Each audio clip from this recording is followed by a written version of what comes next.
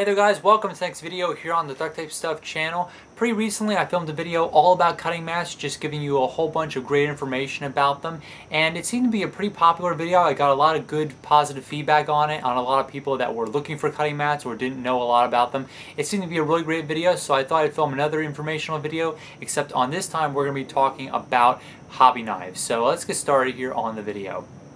Alright, so hobby knives. You probably wouldn't think that there's a lot to them, but there's probably more to them than you actually think. Basically, a hobby knife, plain and simple, consists of the handle, which is where you grip the knife, as well as the blade on top. And there can be a variety of different blades depending on what activity you're using the knife for.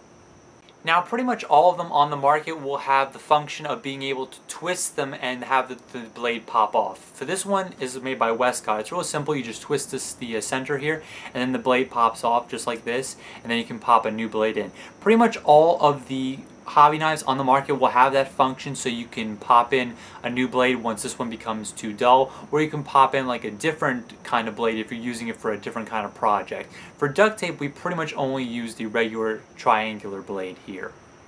Now let's talk about the cushions and the width of the hobby knife. Now if you definitely want cushions on your hobby knife, you can get a variety of different kinds. This one actually is cushioned all the way for the entire handle, so everywhere you see pink, that's actually like a rubberized coating that allows you to cut things without it slipping out of your hands.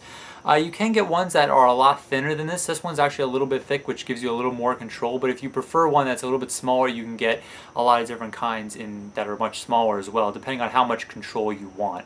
Because everyone has a different hand size. I prefer ones that are a little bit bigger, but you can also get ones that are smaller depending on what size your hand is.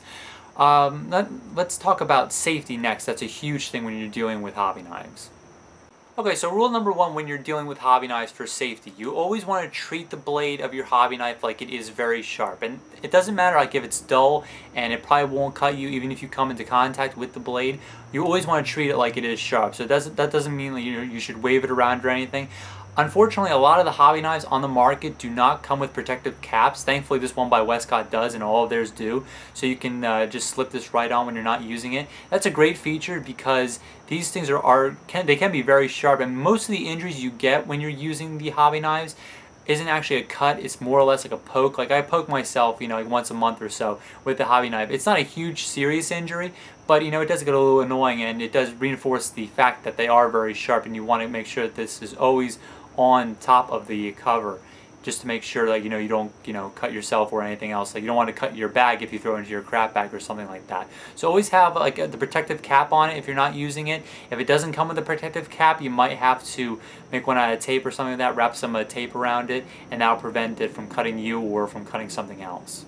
Now, sharpness plays a huge role in your hobby knife, so you definitely want to make sure that it's pretty much sharp all the time, because a dull blade can be kind of unpredictable, and that can just be a really unsafe hazard for you. So you just want to make sure that it's kind of sharp, so that way you can always treat it like it is, and you can cut through the tape without too many problems there. But one of the easiest ways to tell if your blade is sharp or not is to cut a piece of tape.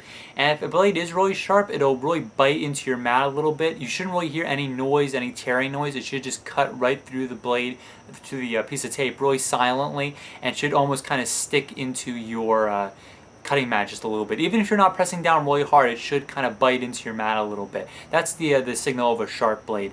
A dull blade, sometimes you can kind of hear when it's cutting the tape. It's kind of cutting it like not like in one clean swoop. It's kind of like ch-ch-ch-ch as it goes through the tape. That's one of the easiest ways to tell if your blade is dull.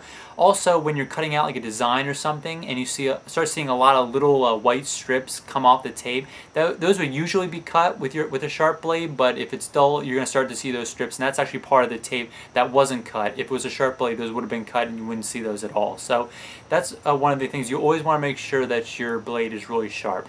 I want to wrap up this video on how to actually sharpen your blades on your hobby knife. So let's get started on that.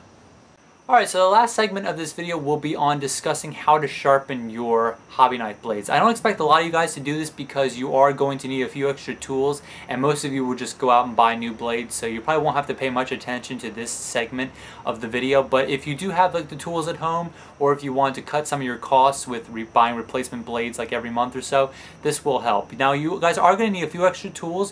One of them is a sharpening stone, and one of them is a kind of like a honing oil or something like that. Most of the kits you buy will have like the sharpening stone and the oil with it, so it kind of comes in a kit.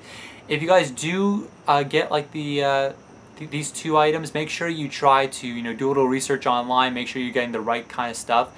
And if you do get it, I would recommend that you have your parents or something help you out with it if you aren't old enough to do it by yourselves. But definitely run it by your parents that you are trying to sharpen your blades, because it isn't a very dangerous exercise, sharpening your blades, but it is definitely something that you want to take caution with, and I'm going to show you that in a second.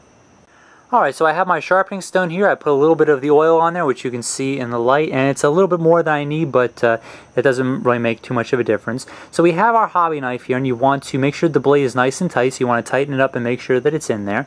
And then what you're going to do is you're very carefully going to sharpen basically just ahead of my thumb there, because that's the only part that actually touches the cutting board and when you're cutting your tape. So you're just going to focus on that piece, and you're just very carefully going to go in circles like this.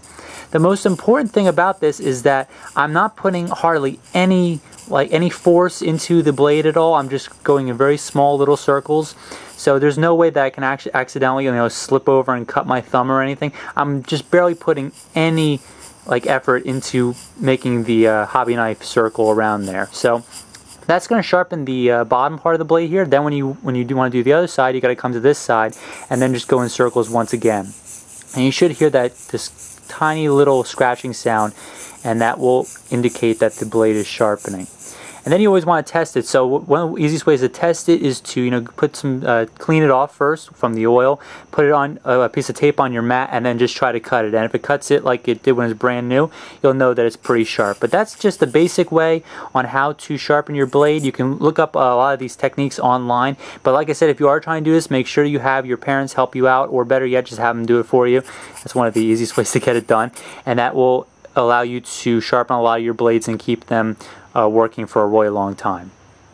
Alright, so that pretty much wraps up this video on hobby knives. Hopefully you guys enjoyed the video and got a lot of great information about it, whether it be just general information about hobby knives, how to sharpen them, some safety measures to take when you're working with them, and just all that great stuff. A tutorial is coming to the channel pretty soon, so watch out for that, and I'll catch you guys next time on the channel. Take care.